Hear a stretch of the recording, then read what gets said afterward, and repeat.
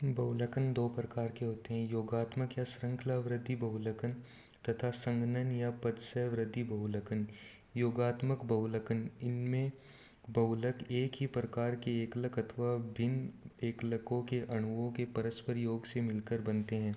प्रयुक्त होने वाले एकलक असंतृप्त यौगिक होते हैं। Example alkene, alkadiene. संघनन बहुलकन, इनमें सामान्यतः दो द्विक्रियात्मक एकलकों की पुनरावर्ती संघनन अभिक्रिया होती है। योगात्मक बहुलकन में मुक्त मूलक नियंत्रित योगज अथवा श्रृंखला वृद्धि बहुलकन सबसे सामान्य विधि है। इसके तीन पद होते हैं, श्रृंखला प्रारंभन पद, श्रृंखला संचरण पद, श्रृंखला समापन पद। एग्जाम्पल ब्यूटा 1,3-डाइईन स्टाइरीन के योगात्मक बहुलकन से ब्यूना एस का निर्माण होता है। ब्यूना एस का उपयोग टायरों में फरस की टाइलों में होता है। संघनन अभिक्रियाओं में प्रत्येक पद का उत्पाद भी एक द्विक्रियात्मक स्पीशीज होती है। एग्जाम्पल एथिलीन ग्लाइकोल प्लस टेरिफ्थिलिक अम्ल का संघनन बहुलकन से टेरिलीन या डेक्रोन का निर्माण होता है।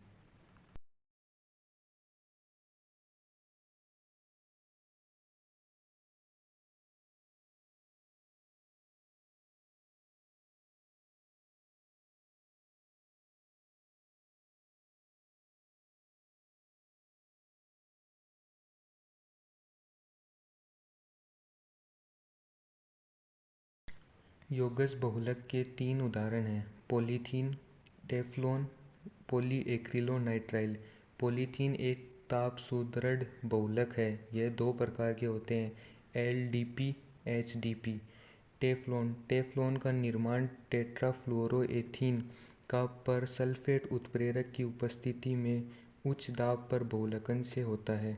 इसका उपयोग तेल, सीलों एवं गैस्केटों को बनाने में न चिपकने वाले सतह से लेपित बर्तनों में किया जाता है।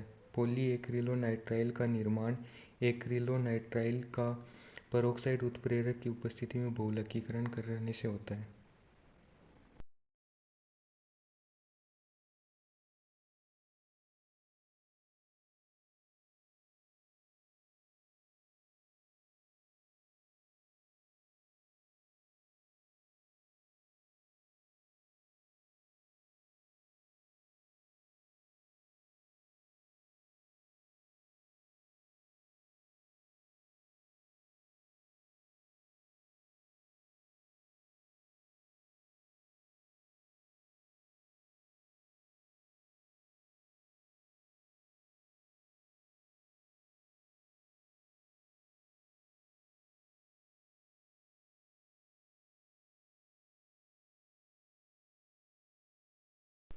संघनन बहुलक के चार उदाहरण हैं, पॉलीएमाइड, पॉलिएस्टर, बेकेलाइट, मेलेमीन।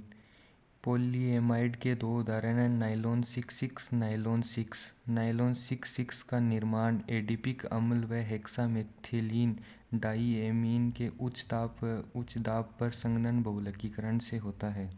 नायलॉन 6 का निर्माण कैप्रोलैक्टम के उच्च दाब पर संघनन बहुलकीकरण से होता है। पॉलिएस्टर का उदाहरण टेरिलीन या डेक्रोन है।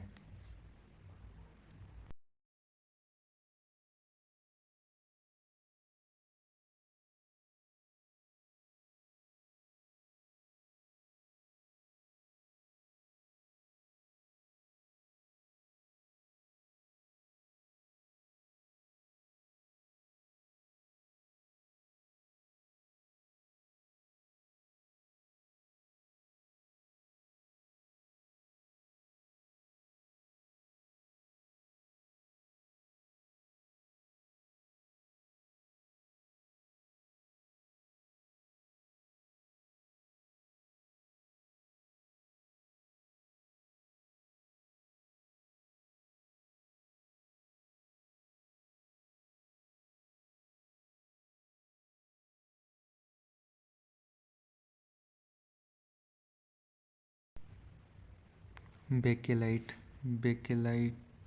फिनोल फॉर्मेल्डिहाइड का H+ या OH- की उपस्थिति में संघनन बहुलकीकरण से नोवलेक का निर्माण होता है। नोवोलेक को फॉर्मेल्डिहाइड के साथ गर्म करने पर बेकेलाइट का निर्माण होता है, जो तापदृढ़ बहुलक है। इसका उपयोग कंघियों, फोनोग्राफ, रिकॉर्ड अभिलेखों, विद्युत स्विचों में किया जाता है। मेलामीन का उपयोग अवांछनीय बर्तनों के निर्माण में किया जाता है।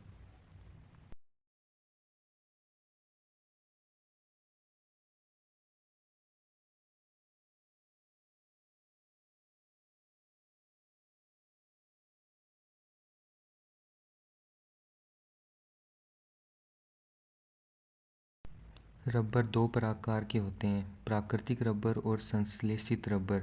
संश्लेषित रबर के दो एग्जाम्पल हैं, नियोप्रीन और ब्यूटाएन। नियोप्रीन का निर्माण क्लोरोप्रीन के बहुलकीकरण से होता है। इसका उपयोग वाहक पट्टे, गैस्केट और होज बनाने में किया जाता है।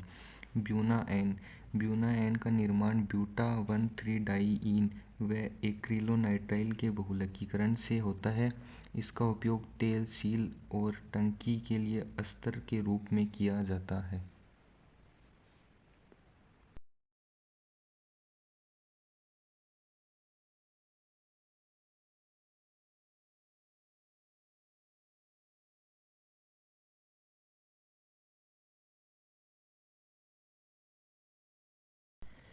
प्राकृतिक रबर आइसोप्रीन का रैखिक बहुलक है।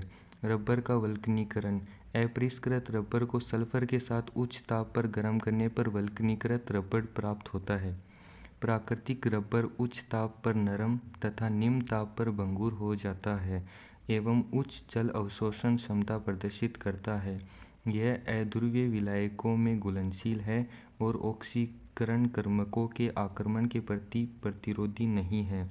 इन भौतिक गुणों के सुधार के लिए वल्कनीकरण किया जाता है।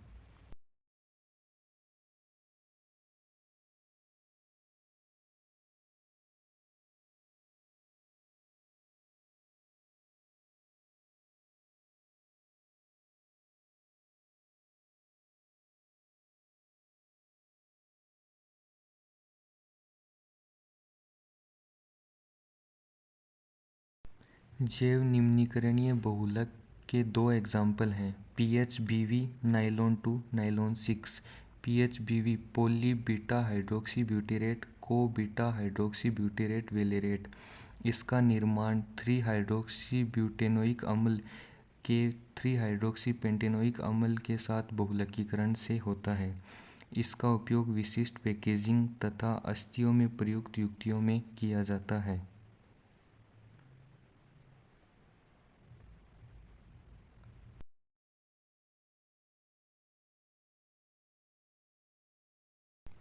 ग्लाइसिन एवं एमिनो कैप्रोइक अम्ल के बहुलकीकरण से नायलॉन 2 नायलॉन 6 का निर्माण होता है।